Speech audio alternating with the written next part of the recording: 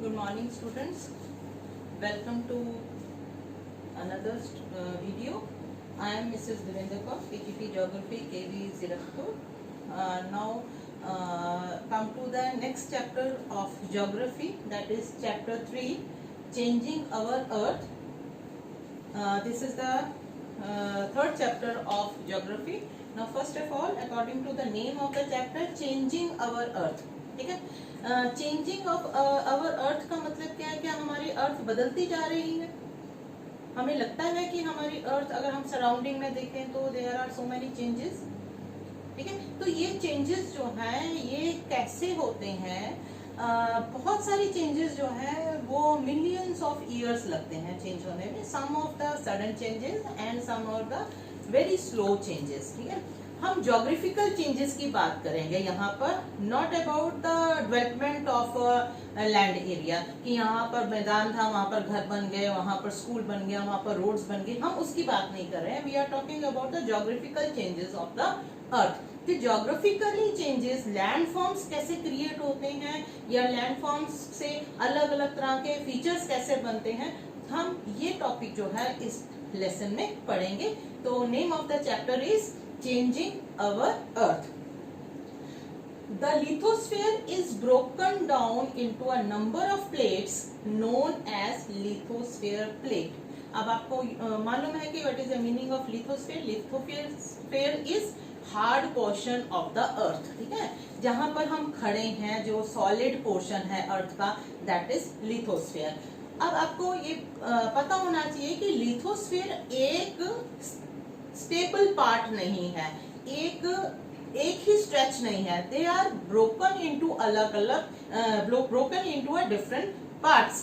ठीक है, अब ये डिफरेंट पार्ट्स जो हैं इनको हम लिथोस्फीयर प्लेट्स कहेंगे. ठीक है, the earth crust consist of several large and some small rigid irregularly shaped plates which carry continents and the ocean floors. यानी कि इसका मतलब क्या है कि लिथोस्फीयर जो है उसकी जो स्लैब्स हैं, कहीं पर ये इरेगुलर है, कहीं पर it is a part of continent, continent का some part beneath the ocean चला गया है, ओशन फ्लोर जो है that is also a part of lithosphere. यानी कि जो उस प्लेट का पार्ट है, लिथोस्फीयर प्लेट का पार्ट है under the ocean floor. This is because of the movement of the molten magma inside the earth. अब ये जो plates हैं they are not stagnant नहीं है, stable नहीं है, ये move करती रहती हैं, but इनकी movement हमें महसूस नहीं होती. They are very slow movements. ये slow movements जो है इसका reason क्या है? Because of the movement of molten magma. अब मॉल्टन मैग्मा आपको बताने की जरूरत नहीं है. What is the meaning of मॉल्टन magma? Magma जो है वो कहाँ से निकल रहा है? Because of the volcanic eruption. जब वॉल्केनिक इरप्शंस होते हैं तो इंटीरियर पार्ट, हमने लास्ट चैप्टर में पढ़ा है इनसाइड अर्थ के इंटीरियर में क्या है, मैग्मा जो है वो मेंटल पार्ट में है, जो कि अर्थ के अंदर फ्लोट करता रहता है. ठीक है, और यही मैग्मा की मूवमेंट के कारण ये जो कुछ टेक्टोनिक फोर्सेस होती हैं जिसके कारण हमारी जो कॉन्टिनेंट्स हैं वो भी धीरे धीरे मूव करते हैं, पुश होते रहते हैं. The मॉल्टन magma inside the earth moves in a circular manner. Circular manner का मतलब है गोलाई से, जिस तरह से अर्थ इज अप्रोक्सीमेटली उसकी शेप क्या है, सर्कुलर है, तो ये मैग्मा भी क्या है, मूव करता है इन अ सर्कुलर फॉर्म. अब इसको समझने के लिए यहाँ पर देखिए, अब इसको समझने के लिए हम नेक्स्ट टॉपिक पे आ जाते हैं, दैट इज अर्थ मूवमेंट्स. अर्थ की मूवमेंट्स भी हैं. अब आप ये कहोगे कि अर्थ तो मूव होती है मैम, कि उसकी रोटेशन भी होती है, revolution. No, we are talking about the क्या हम कर रहे हैं यहाँ पर, कि लैंडफॉर्म्स कैसे क्रिएट होते हैं. यानी कि अर्थ की जो मूवमेंट है वो दो फोर्सेस के कारण होती है. That is number 1 is endogenic force and number 2 is exogenic force. ठीक है, हम पूरी अर्थ की मूवमेंट नहीं कर रहे हैं, हम दूसरी बात नहीं कर रहे हैं, हम यहाँ पर अर्थ में ही जो चेंजेस हो रहे हैं उसकी बात कर रहे हैं. तो ये चेंजेस जो हैं ये टू फोर्सेस के कारण होती हैं. कौन सी दो फोर्सेस हैं? That is endogenic forces and exogenic forces. ठीक है, अब first of all we have to know the meaning of endogenic and exogenic. Now the forces which act in interior of the earth, यानी कि पृथ्वी के आंतरिक भागों में जो प्रोसेस चल रहा है, जो फोर्स चल रही है, दैट इज कॉल्ड, उसका काम क्या है, एंड उसको हम कहेंगे एंडोजेनिक फोर्सेस. क्या कहेंगे उसको? Endogenic forces. और forces that work on the surface, यानी कि outer the part of the earth, surface के ऊपर जो काम हो रहा है, that is called exogenic forces. क्या कहेंगे उसको? एक्सोजेनिक फोर्सेस, है ना. यहाँ पर एक आपकी किताब में, एनसीईआरटी की बुक में ही ये एक डायग्राम बना रखा है, फिगर है. Earth movement divided into endogenic and exogenic. अब एंडोजेनिक के क्या काम है एंड एक्सोजेनिक के क्या काम है, इसको हम आगे पढ़ेंगे. But before that we will see the video 1. इसको समझने से पहले हम वीडियो को देखेंगे. तो यहाँ पर हम एक वीडियो देखेंगे. Let's see the video.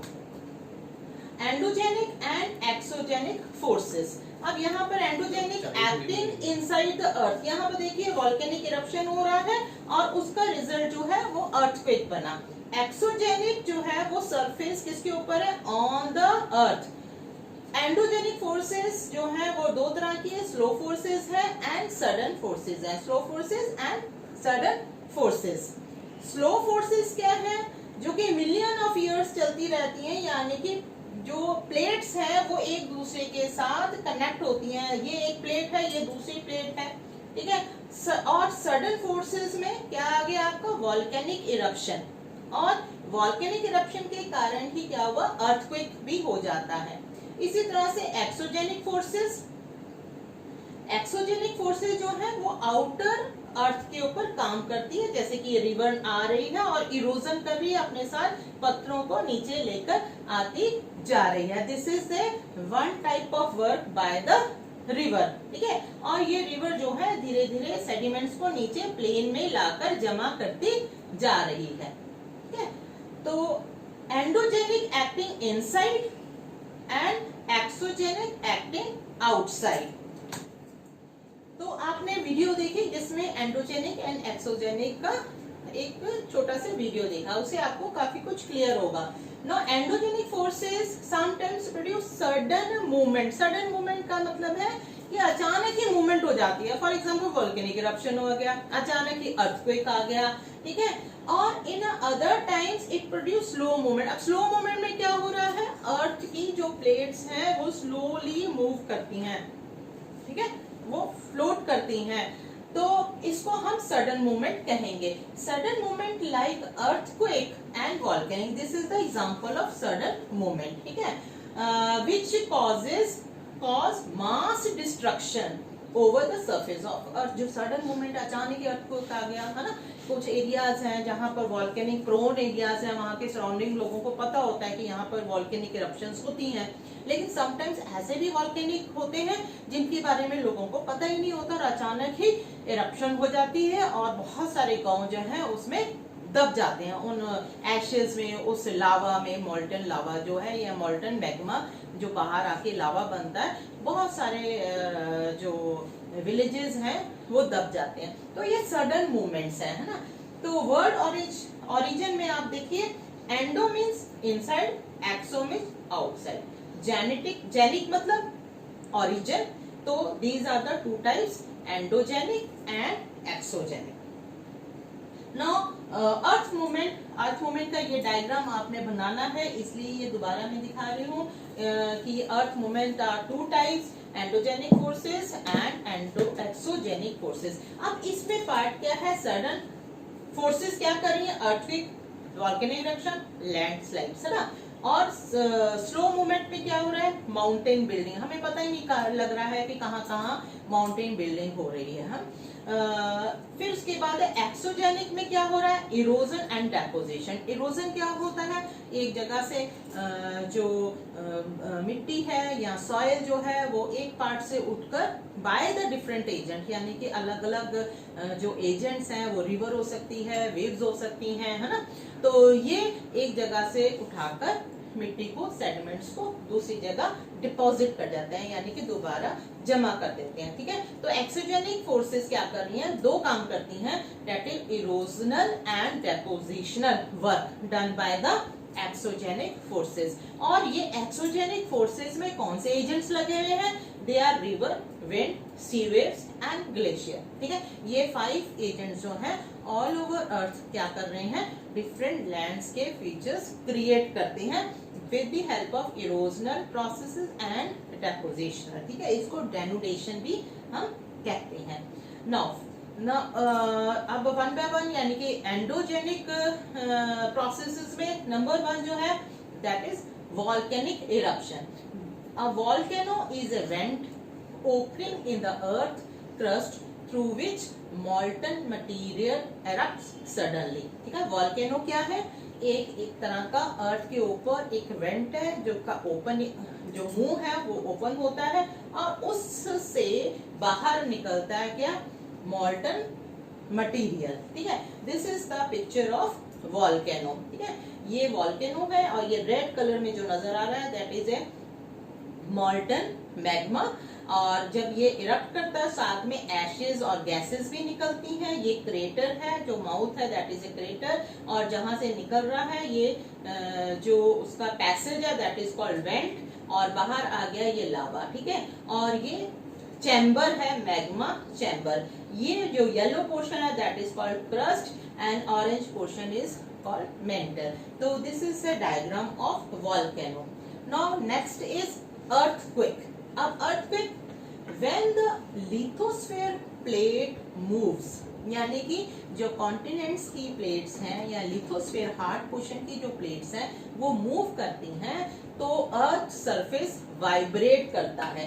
The surface of the earth vibrates, vibrates मतलब कंपन होता है। The vibration can travel all round the earth. ठीक है, ये जो वाइब्रेशन है वो अर्थ के बिल्कुल चारों तरफ फैलती हैं। ये वाइब्रेशन वेव्स होती हैं। अगर आप देखिए तो आपको एक तालाब में एक पत्थर डालिए दूर से, तो देखेंगे जहां पर पत्थर पड़ा वो सेंटर पॉइंट है और वहां पर कुछ मूवमेंट हुई तो चारों तरफ से वेव्स जो है गोल गोल गोल गोल घूम रही हैं। ऐसा कभी आपने करा होगा जरूर। तो अगर पॉन्ड में हम पत्थर डालें तो चारों तरफ से वेव्स जो है वो क्रिएट होती है ना। तो इसी तरह से जो एपिसेंटर है वहां पर कुछ मूवमेंट हुई और वहां से अर्थक्वेक वेव जो है वो चारों तरफ मूव कर जाती हैं, घूमती हैं। The place in the crust where the movement starts that is called focus, यानी कि जहां पर मूवमेंट स्टार्ट होएगी अर्थ के इंटीरियर पार्ट में, जहां पर वो अर्थक्वेक स्टार्ट हुआ है, जहां पर वो मूवमेंट हुई है, that is called what is that is called, that is focus. The place on the surface above the focus is called epicenter। यानी कि मान लीजिए कि this is a focus और ये आपका ऊपर का पार्ट क्या है, ये पार्ट जो है अर्थ सरफेस है। तो ये जो इसका पार्ट है यहाँ पर, इसके ऊपर जो पार्ट है that is called epicentre. Surface का ऊपर का भाग क्या होगा, epicentre. This is focus and this is epicenter। The vibration travel outwards from the epicenter as waves.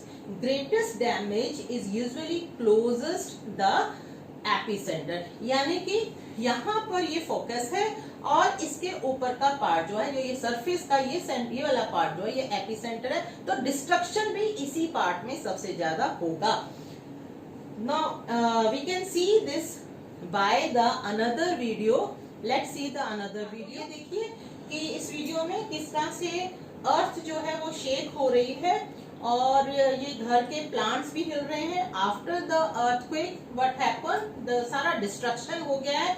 इसका मतलब this is the area where it is epicenter situated, है ना। तो ये देखिए यहाँ पर अर्थ, देखिए अर्थक्वेक किस तरह से अर्थ को शेक कर रहा है। तो इट्स मीन कि ये जो इतनी बड़ी बड़ी बिल्डिंग्स है ये भी एक तरह से शेक होती हैं, बिल्कुल वाइब्रेशन जो है वो बन जाती हैं। तो अर्थ के ये प्लेट्स हैं, ये जो सी ये नजर आ रही है ये प्लेट्स हैं, ये मैग्मा है, ये क्रस्ट है ठीक है। और ये देखिए नीचे मैग्मा जो है ये मूव कर रहा है, मैग्मा जो लोअर मेटल है, और यहाँ पर ये प्लेट जो है ये नीचे की तरफ जा रही है और ये प्लेट ऊपर की तरफ जा रही है, यानी कि ये जब दोनों प्लेट्स आपस में मिलेंगी, ठीक है, ये एरो और ये एरो जब दोनों सबडक्शन जोन है, सबडक्शन जोन का मतलब है एक प्लेट दूसरी प्लेट के साथ टकरा रही है। मान लीजिए कि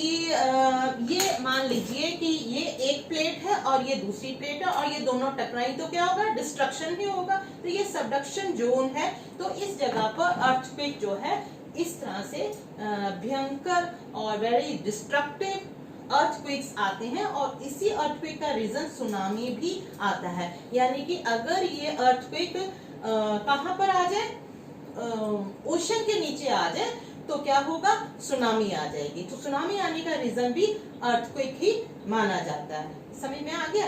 तो ये एक वीडियो है 2010 की, और इस तरह से देखिए कि किस तरह से इनको बचाया जा रहा है, और जो शहर है वो कितना डिस्ट्रक्शन हो गया है। बहुत सारे लोग जो हैं इस अर्थक्वेक के कारण क्या हो जाते हैं, इफेक्टेड हो जाते हैं ना। तो पूरा का पूरा शहर ही तबाह हो जाता है। नाउ तो आपने देखा वीडियो में किस तरह से डिस्ट्रक्शन होती है। अब हम इसको डायग्राम के जरिए समझेंगे। तो दिस इज द एपिसेंटर, ठीक है, and this is the upper surface of the अर्थ। बिल्कुल एपिसेंटर के ऊपर, यानी कि फोकस के ऊपर एपिसेंटर है, और ये दो जो प्लेट्स हैं एरो 1 और एरो 2 आपस में टकरा रहा है, इसलिए यहाँ पर वेव्स क्रिएट हो रही हैं, और ये बाउंड्री है, प्लेट बाउंड्रीज हैं, और राउंड वेव्स जो हैं चारों तरफ की ओर फैल रही हैं। This is a figure of origin of an earthquake and you can draw this diagram in your copy also. Although earthquake can not be predicted. अब ऐसा नहीं है कि भाई हम it is very difficult to predict the क्या करें कि अर्थक्वेक आ जाएगा, प्रिडिक्शन हो जाएगी, पहले से ही अंदाजा लगा लीजिए। The impact can certainly be minimized if we are prepared. लेकिन ऐसा हम कर सकते हैं कि हमें उन एरियाज को हम आइडेंटिफाई कर सकते हैं जहाँ पर फ्रीक्वेंटली क्या आते हैं, अर्थक्वेक आते हैं, अर्थक्वेक प्रोन जोन्स हैं जहाँ पर रेगुलर अर्थक्वेक आते हैं। तो we have to be prepared there. तो जब हम प्रिपेयर्ड रहेंगे किसी काम के लिए तो हमारा नुकसान जो है वो कम होगा। Some common earthquake prediction method adopted locally by the people include study animal behavior. Fish in the pond gets agitated, snakes come to the surface. Sometimes क्या होता है कि animals जो हैं वो कुछ unusual क्या करना शुरू कर देते हैं, बिहेवियर उनका अलग सा होना शुरू हो जाता है, जिससे हम अंदाजा लगा सकते हैं कि कुछ अनहोनी सी बात होने लगी है, ठीक है। लेकिन हम एग्जैक्टली प्रिपेयर्ड नहीं हो सकते कि क्या कर सकते हैं कि अर्थक्वेक बिल्कुल इसी दिन आएगा और इसी दिन ही आने वाला है, ऐसा नहीं होएगा। समझ में आ गया। Although we have so many techniques, अब धीरे धीरे जो है टेक्नोलॉजी हमारी बढ़ रही है और हमें ये भी पता लग जाता है कि कितनी इंटेंसिटी में जो अर्थक्वेक आएगा। तो इसके लिए कुछ इंस्ट्रूमेंट्स जो हैं वो लगातार हमारी मॉनिटरिंग उनके ऊपर चलती रहती है। तो अर्थक्वेक प्रिपेयर्डनेस का एक ये एक्टिविटी है आपकी किताब में, आप इसको भी अपनी कॉपी में बना लेंगे। This is also earthquake activity regarding the subject enrichment. एक देखिए कि अर्थक्वेक आ जाए तो व्हाट डू यू डू, ठीक है। Do not panic. सबसे पहली बात तो यही है कि जब भी कोई आपदा आती है तो हमें एकदम से भयभीत नहीं होना, वी डोंट पैनिक, ठीक है। और क्या करना है सबसे कि हम किसी प्रोटेक्टिव एरिया में उसके अंदर नीचे अपने आप को ले जाएंगे, ठीक है। जैसे कि कोई स्ट्रॉन्ग फर्नीचर हो उसके अंदर बैठ जाएंगे। और सबसे पहले what we will do, we have to क्या करेंगे, सेव अवर हेड। हमारा हेड जो है दैट इज वेरी सेंसिटिव, तो हमने अपने हेड को ही सबसे पहले क्या करना है, सेव करना है, ताकि हमारी हाथ टूट जाएगा, लात टूट जाएगी, वो फिर जुट जाएगी, लेकिन हमारा हेड के ऊपर इंजरी आती है तो उसको ठीक करना बहुत ही मुश्किल काम है। तो सबसे पहले हमने अपने हेड को ही सेव करना है ना। सेफ स्पॉट कहाँ पर, under a kitchen counter, table, desk against, inside corner और वॉल। ठीक है, वॉल के साथ में नहीं खड़े होना, कॉर्नर में खड़े हो सकते हैं या हम किसी काउंटर के नीचे जा सकते हैं। स्टे अवे फ्रॉम, अब ऐसी जगह नहीं है कि किचन में चले गए तो वहां पर फायर भी तो है, वहां पर आग भी लगती है, तो वहां पर कुछ डिस्ट्रक्शन होएगा तो एकदम क्या होगा, आग लग जाएगी, तो वहां से दूर रहना है। ठीक है, be prepare, always we have to be prepare, हमें अपनी चीजों का ध्यान रखना है, अपने फ्रेंड्स, मेंबर्स और सबको ही कॉन्फिडेंटली रखना है, ताकि हम इस जागरूकता को, we have to spread the awareness and we have to be prepared all the time. ठीक है, तो ये आप this is the earthquake preparedness. Now what are the technology by which we know the earthquake? This is the two instruments. One is seismograph and another is Richter scale. And earthquakes is measured with a machine called seismograph. इसकी एक मैंने यहाँ पर picture दिखाई है। ये seismograph क्या कर रहा है, रेगुलरली जो अर्थ पे हल्की सी भी शेकिंग होती है तो यहाँ पर ये ग्राफ जो है, ये नीडल है, ये ग्राफ बनाती रहती है और उससे हमें पता लगता है कि हमारी अर्थ की शेकिंग जो है वो डिस्ट्रक्टिव तो नहीं है। The magnitude of the earth quake is measured on the Richter scale, यानी कि ये ग्राफ बना रहा है और रिक्टर स्केल से हमें इंटेंसिटी पता लगती है कि अर्थक्वेक जो है वो कितना डिजास्ट्रस है। ठीक है, अर्थक्वेक जो हंड्रेड्स ऑफ अर्थक्वेक्स अर्थ जो है वो रोज क्या करती है, फेस करती है, लेकिन उसमें से कुछ ही अर्थक्वेक्स जो होते हैं वो बहुत ही डिस्ट्रक्टिव होते हैं। Is it clear? And earthquake of 2.0 और लेस, ये हम हल्का सा कभी ही फेल्ट करते हैं, और अर्थक्वेक ओवर 5 यानी कि रिक्टर स्केल में 5 से ऊपर जो है वो धीरे धीरे अपनी इंटेंसिटी बढ़ा देते हैं, डैमेज होते हैं, और 6 से आगे वाले जो मैग्नीट्यूड होते हैं, यानी कि जो मैग्नीट्यूड होते हैं earthquakes, they are very disasters, और 7 से तो जो है मेजर अर्थक्वेक्स में गिने जाते हैं। ठीक है, तो ये इंस्ट्रूमेंट है, this is called seismograph instrument. Now here it is one activity for you, activity और सब्जेक्ट एनरिचमेंट। यहाँ पर एक केस स्टडी है, अर्थ हमारे इंडिया में ही एक अर्थक्वेक आया था इन भुज, गुजरात एरिया, तो उसका रिक्टर स्केल जो था 6.9 था, and that is very disastrous. इसके कुछ क्लिप्स जो हैं यहाँ पर केस स्टडी में दे रखे हैं, and there are some activity you have to do this by your own. Now the time of assignment, these are some questions of this part only. Why do the plate moves? What are exogenic and endogenic forces? Building collapse due to earthquake, give reason. Make a diagram of evaluation of landform. Make a diagram of volcanic eruption. Make a diagram on origin of an earthquake. Okay. Now this is the first part of this chapter, and we will meet soon in next part of the this chapter, that is part 2, and thank you for watching this video. Thank you so much.